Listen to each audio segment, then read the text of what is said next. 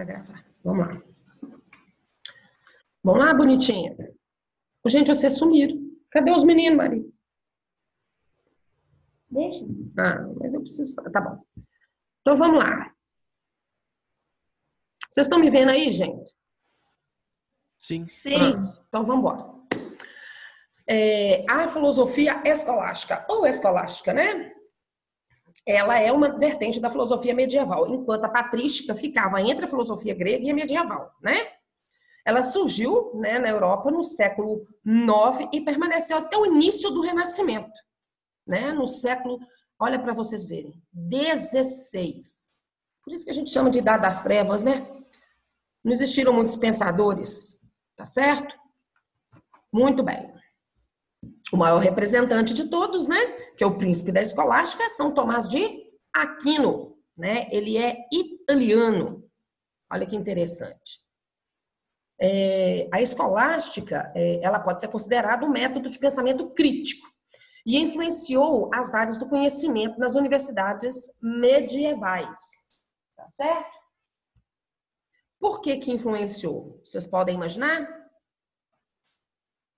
Como é que é? Por que que a escolástica ela influenciou as universidades medievais? Vocês fazem ideia? Se é um método de pensamento crítico, a universidade precisa ter um pensamento crítico. Sim, mas vocês não podem esquecer que esse tal pensamento crítico, ele era baseado, né, no quê? Na religião. Na religião. Exatamente. Né? Agora, olha só. Ele possuía, né, esse método de aprendizagem, né, possuía diversas disciplinas, né, e que estavam inseridas no currículo das universidades, né? E aí nós temos alguma, ó, trivium, né, é a gramática, retórica e dialética. Olha que interessante. Espera aí, que tem mais gente aqui. Aninha já chamei, Vitor e Guilherme. Né? Muito bem. Nós não precisamos falar da dialética, né? A gente conhece bem, né, por causa de Sócrates, né? O quadrivium, né, que é a aritmética, geometria, a astronomia e música. É interessantíssimo. Por que que a gente aprende música, hein, gente? Por que que é importante a gente aprender música? Vocês fazem ideia?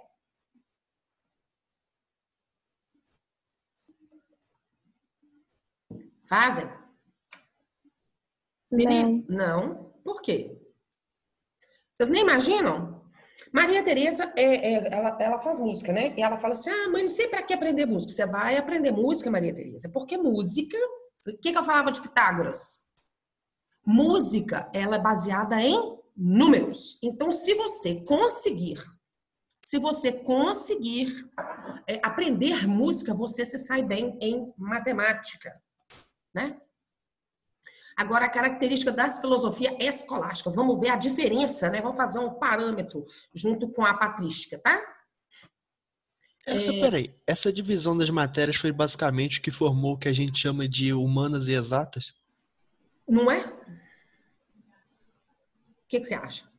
Eu acho que foi. Você vê que não tem filosofia, você percebeu, né? Mas você tem dialética, retórica e oratória. Mas filosofia você não tem. Tá vendo como é que a filosofia grega, ela desaparece? Uhum. Agora aqui. Mas ela estava inspirada, né, nos filósofos gregos Platão e Aristóteles. Olha para vocês verem. Ei, Pedro chegou, gente.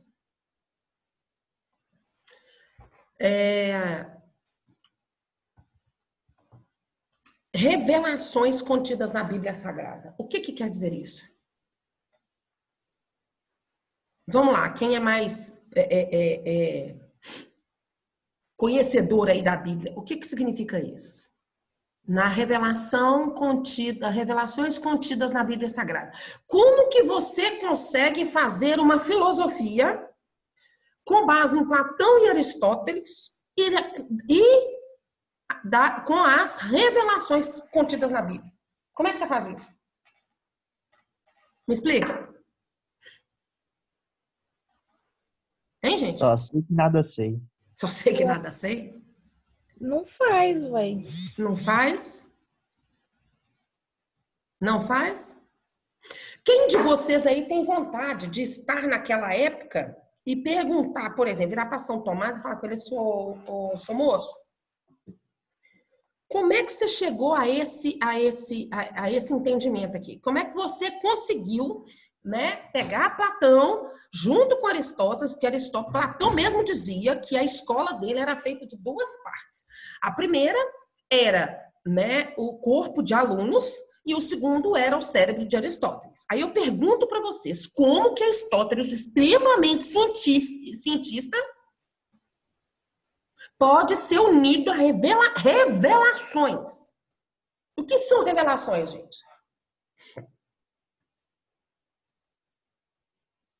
O que são revelações, gente? Acontecer. Coisas que estão para acontecer. Coisas que estão para acontecer. Revelação é aquilo que está escondido que vem à tona.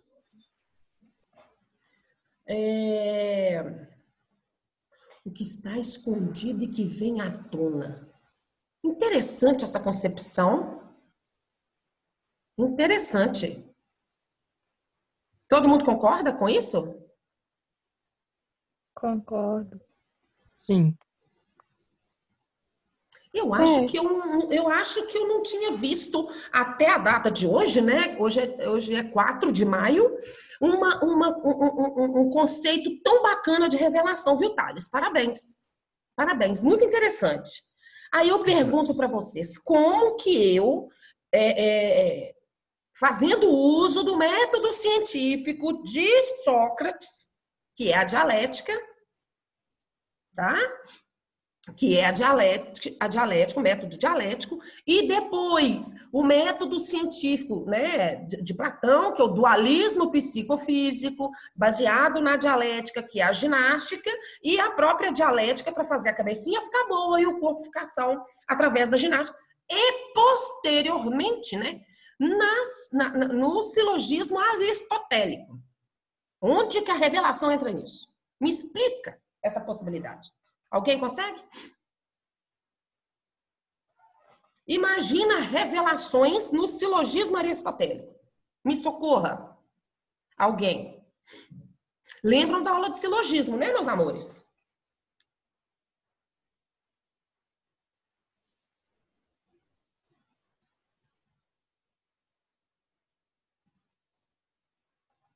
Vamos, gente.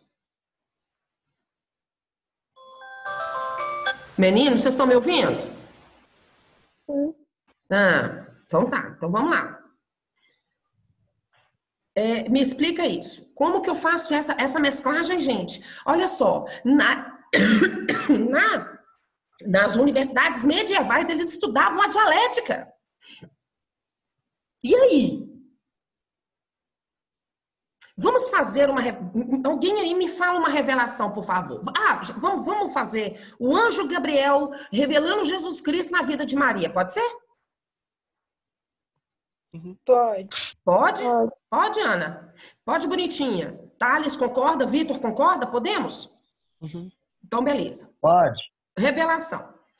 Vem o anjo Gabriel e revela para Maria Jesus Cristo, né? Que vai ser concebido pelo Espírito Santo. Que ela pergunta, como que eu vou ter um filho se eu nunca estive com um homem? Aí ele pega e fala com ela, o Espírito Santo vai conceber junto a ti, né? Muito bem.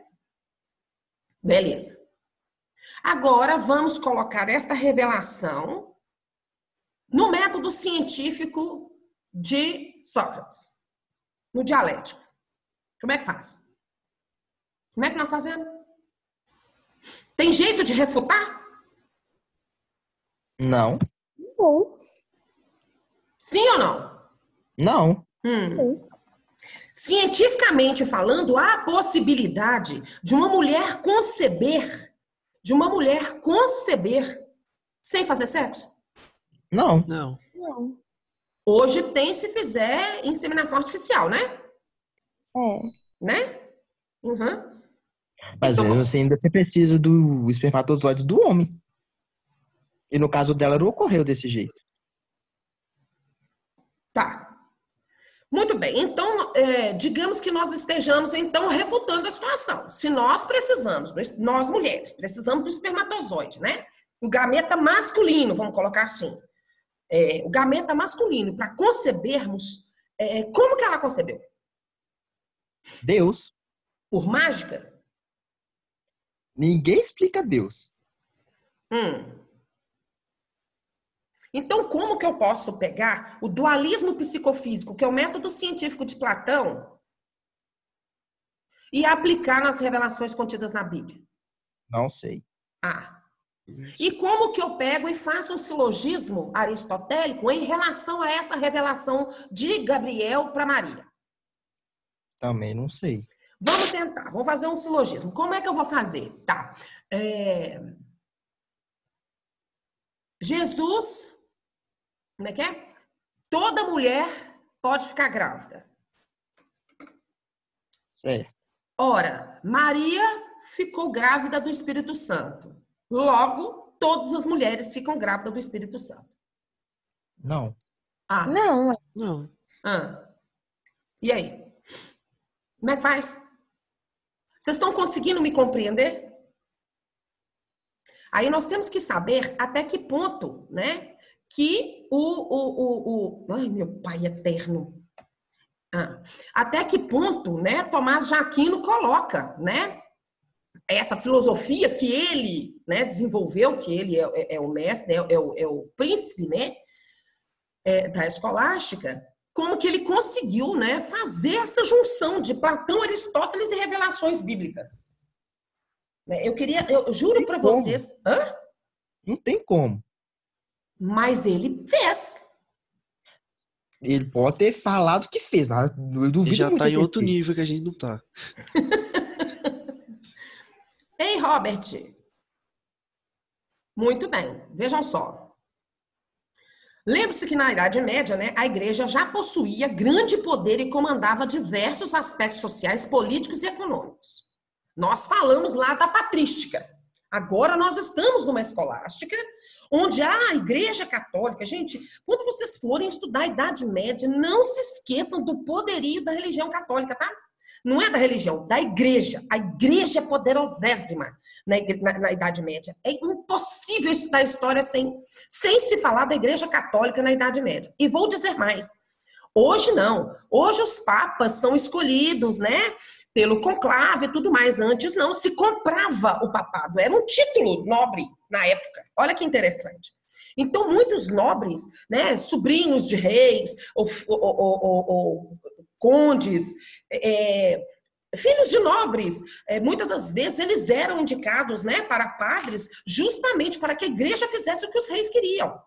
Olha que interessante. Hoje não, hoje a coisa mudou. É diferente, hoje é eleição, né? Não estou dizendo que não há corrupção, não estou dizendo, e não estou dizendo que há também, né? Mas eu estou dizendo que agora é diferente. Que naquela época eles eram indicados por reis, eram nobres e tudo mais. Inclusive, eu não sei se vocês sabem, a Igreja Católica ela teve uma papisa, né? Vocês sabem disso, né? A papisa Joana.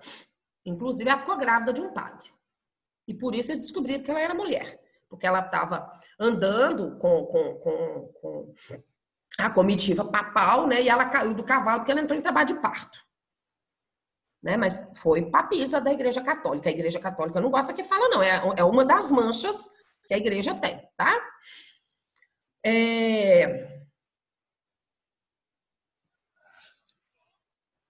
Olha o segredo da filosofia de São Tomás de Aquino. Ele está falando agora para você, Vitor. Olha só.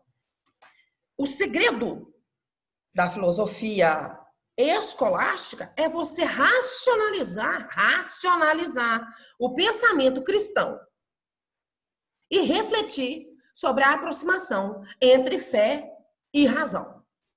E aí, me explica isso. Agora, bugou geral, né? O Tico e o Teco, né? Deu pau no HD. E aí? Já não tem mais nada. Acabou meus argumentos. Acabou os argumentos? Como é que eu vou racionalizar o pensamento cristão, gente? Vocês sabem que é em cima disso aqui, que teve cientistas que provou a existência de Deus cientificamente, né? Uhum. Pois é em cima disso aqui. Agora, olha que coisa mais profunda. Como que se racionaliza o pensamento cristão? E como que eu vou refletir racionalmente, né? Com a aproximação entre a fé e a razão. Como é que eu faço isso? Hein, bonitinha? Me conta. Anas, me contem. Repete aí, rapidão. Tava olhando um negócio aqui.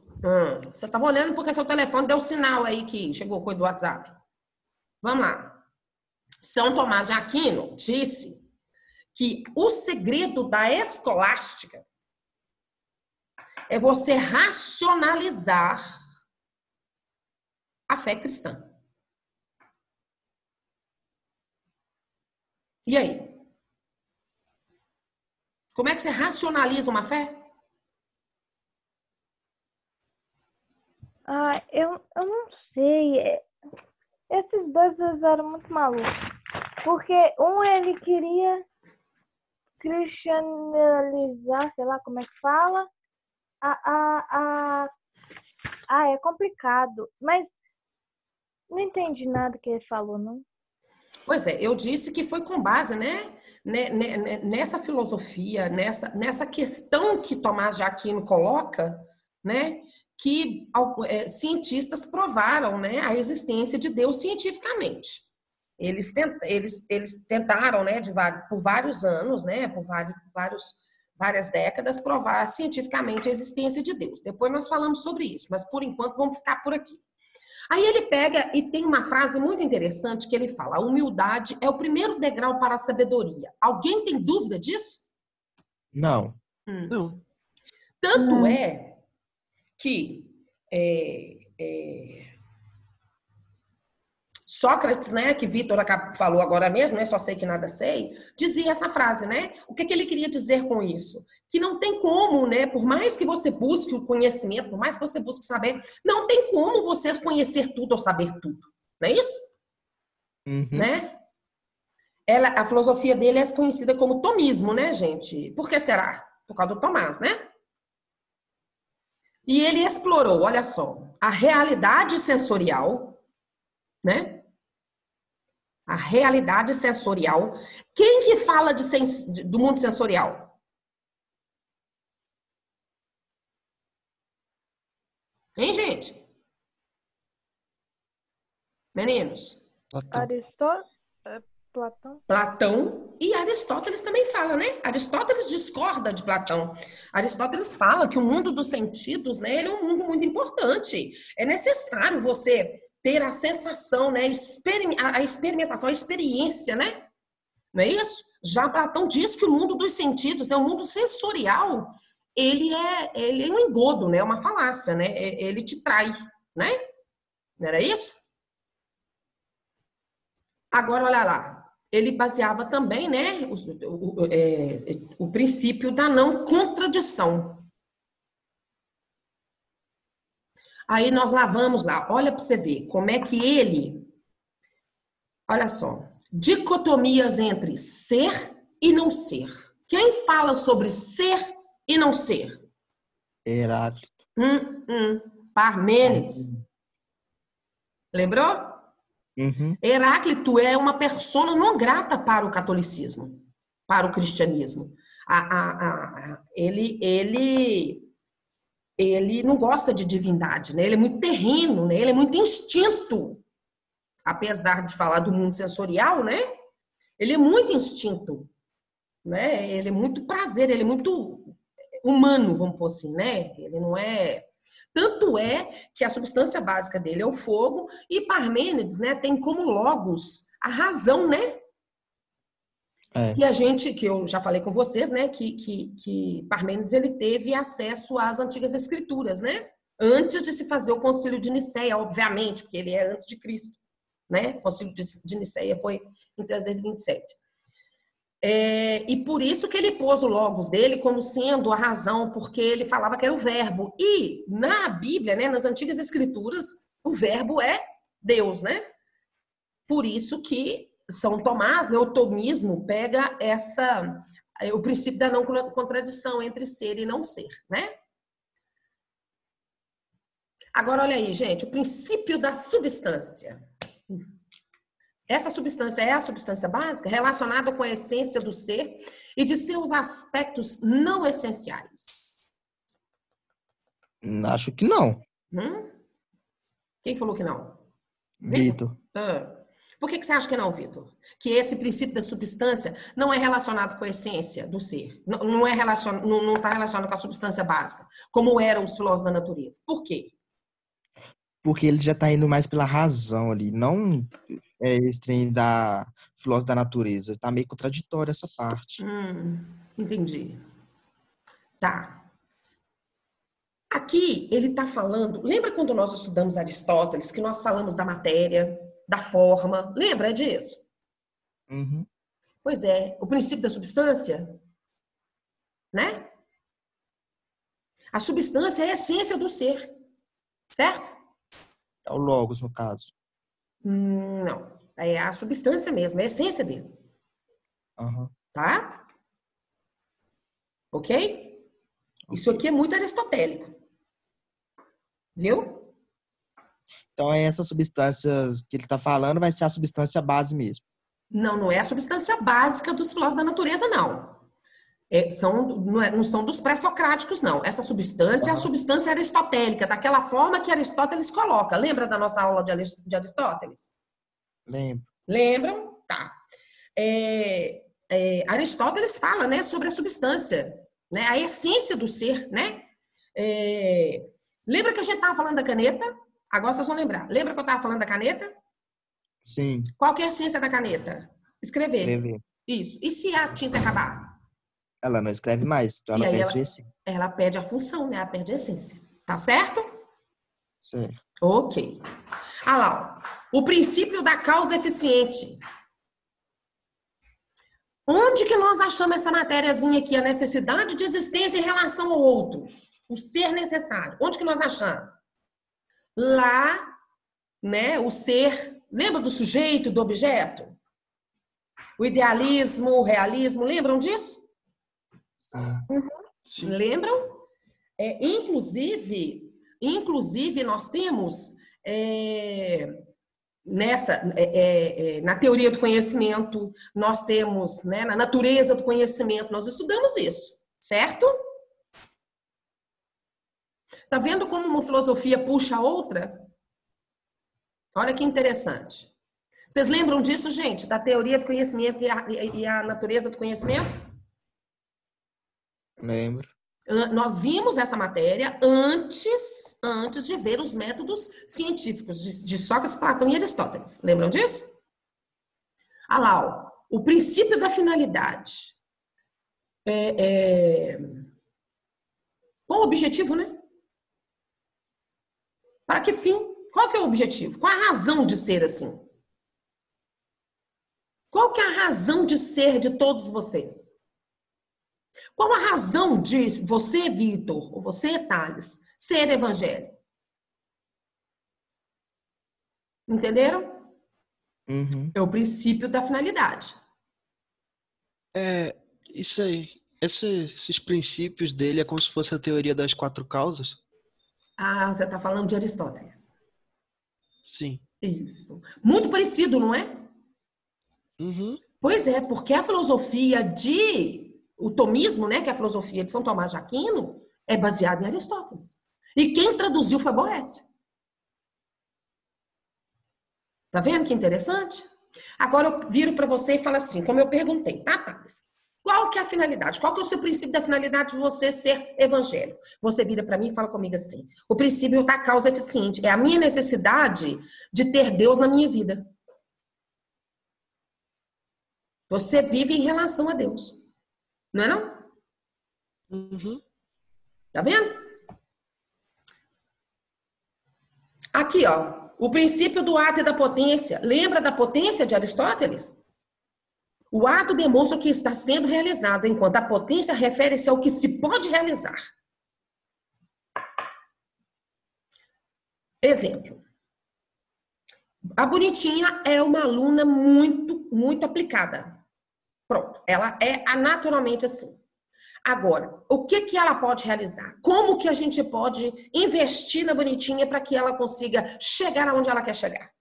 É a potência. É a potencialidade, o potencial, literalmente o potencial. Tá? O que você pode vir a ser. Quando a gente estuda potência em matemática, o que acontece? O que é a matéria, gente?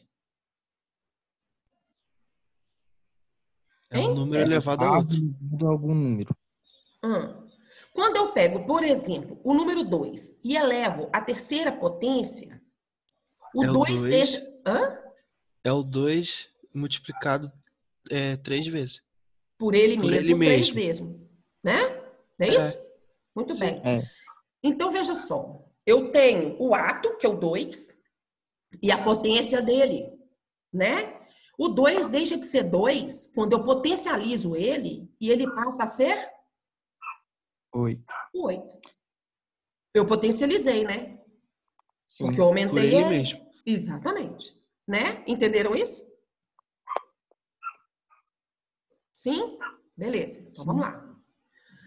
Agora, vamos lá, Agostinho versus Tomás de Aquino, as contribuições. Vamos ver?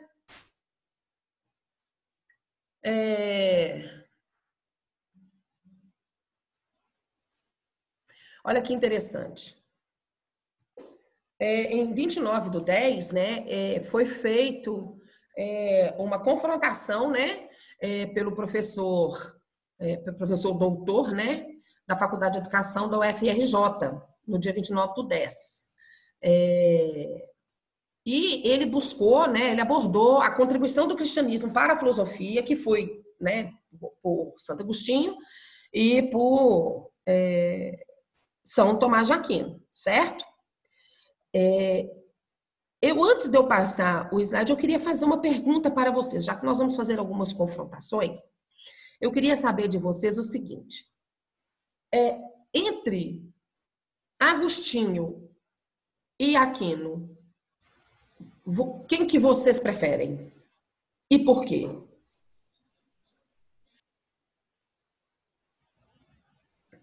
Tem? Eu acho que eu prefiro o Aquino. Eu também prefiro o Aquino. Porque ele não se contradiz tanto quanto o Agostinho. Mesmo eu não concordando com as ideias do Aquino, são, assim, elas, sei lá, são mais, assim... As do Agostinho se contradizem o tempo todo. Tipo, no mesmo tempo que ele fala que a razão não leva a nada, ele fala que tem como misturar a razão com a fé. Agora, o Aquino, ele fica com a mesma ideia o tempo todo, pelo que eu vi. É por isso.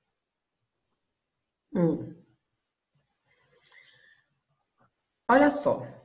Lembram que eu falei com vocês do dualismo psicofísico? Lembra que eu falei que Santo Agostinho, ele escreveu um livro sobre a cidade de Deus?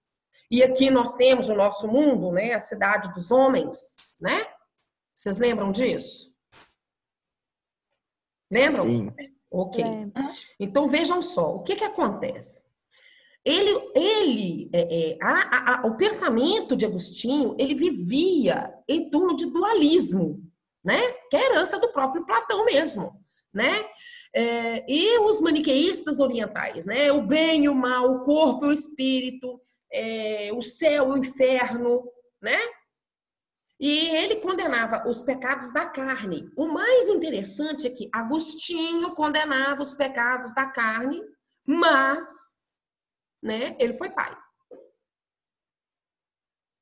E aí, você sabe que o filho dele não foi feito do Espírito Santo, né? Foi feito do gameta masculino dele, certo? Isso é muito interessante. Então, ele seguia a lógica que ele seguia, Agostinho, viu, pessoal? A lógica que ele seguia primeiro eu creio, Aí ele refuta muitíssimo São Tomé, né? Que eu preciso ver para crer. Ele refuta muito. Primeiro eu creio para depois eu conseguir explicar. Tá certo? Está.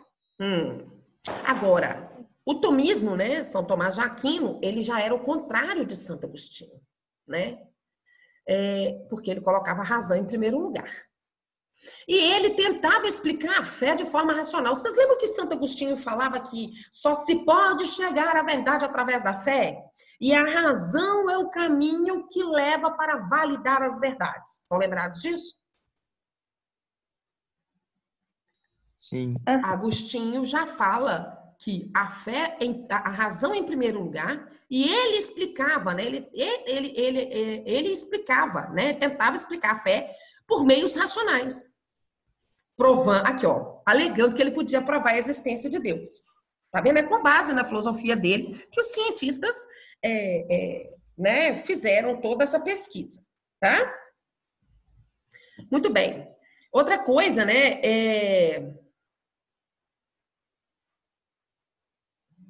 olha que interessante. Agora ele já fala, vamos ver se vocês vão lembrar desse filósofo. Tudo está em movimento. E todo movimento é causado por alguém. Desse modo, é preciso que haja uma causa inicial, um primeiro motor, como chamava. Quem falava que tudo está em movimento?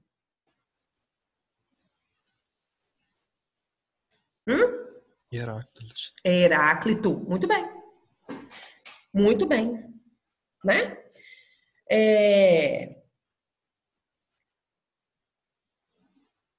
Como que nós vamos... Lembra do equilíbrio? A teoria dos contrários, tanto de Heráclito quanto de Parmênides? Uhum.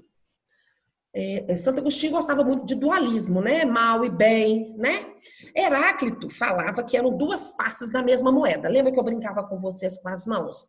Ele falava o que seria, né, da saciedade se a gente não soubesse o que era fome? O que seria da claridade, da luz, se nós não soubéssemos o que é escuridão? Lembram disso? O que seria do bem se nós não soubéssemos o que é o mal? Lembram disso? Pois então. Isso é a teoria dos contrários, né? E ele dizia que isso dava equilíbrio e isso fazia com que o movimento fosse contínuo. Certo? E ele diz que Deus é que põe o mundo, né, o universo, em harmonia perfeita.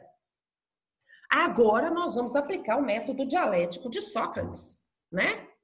E vamos ver o que nós podemos fazer, né, com o método dialético de Sócrates sobre a harmonia, né, dos contrários que Deus faz. Deus dá harmonia aos contrários? Sim. Dá? Vamos, gente, dá ou não? Nós vamos cair de novo, eu vou ter que voltar com vocês, viu, gente? Dá ou não? Sim. Sim? Ele controla meu humor? Meu ódio? Ah, mas aí você já tá indo pro livre-arbítrio. Será? Mas não é a teoria dos contrários?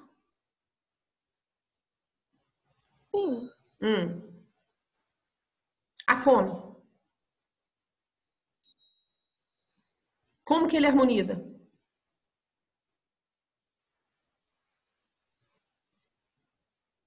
Vamos, gente. Como que ele consegue fazer isso?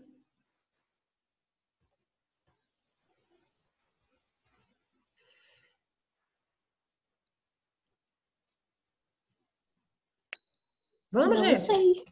Hum? Não sei. Muito bem.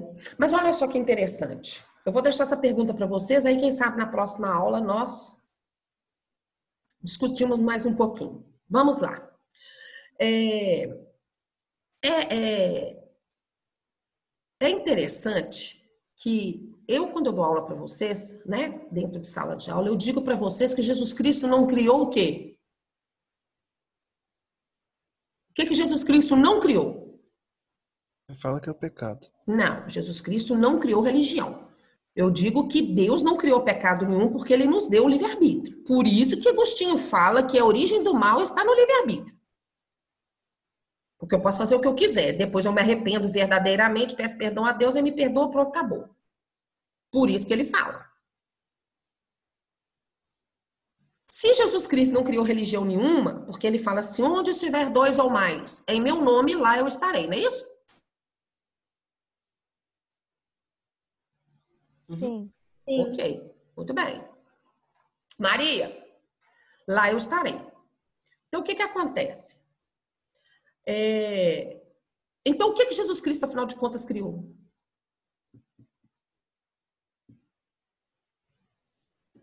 Eu falo isso dentro de sala. Se Jesus não criou nenhuma religião, então ele criou o quê? Na filosofia de vida? Uhum. Então Jesus foi um filósofo e tanto, né? Vamos combinar? Sim. Sim. Olha o tanto de religião que tem. Né? Certo? Ok, meninos? Ó, eu vou fazer Aí uma pergunta que eu tenho.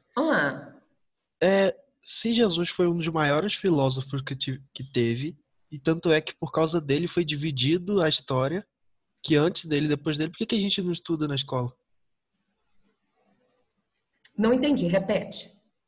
Tipo assim, se ele foi um dos maiores filósofos que já teve, e por causa dele a história foi dividida em antes dele e depois dele, por que a gente não estuda ele na escola? Bom,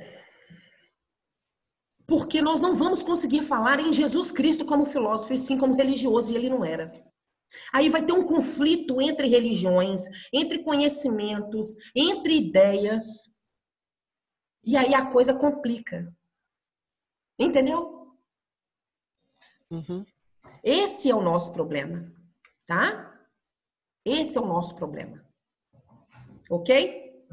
Por isso que ele não é estudado. Mas eu falo muito, vai cair de novo, me ajuda aqui. Eu falo muito nele, eu falo que ele é um grande filósofo. Ele ensina caráter, ele ensina postura, ele ensina a seguir regras, ele ensina a seguir leis, né?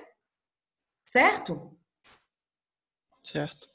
Ele pregava igualdade, solidariedade, ele valorizava a simplicidade, ele mandava, façam o que eles mandam, né? Façam o que os romanos mandam, mas não façam como eles fazem, né? Peraí que eu vou sair aqui. Dá um stop aqui, minha filha. Eu vou sair aqui e vou voltar. Segura aí que eu vou mandar o segundo link para vocês. Peraí.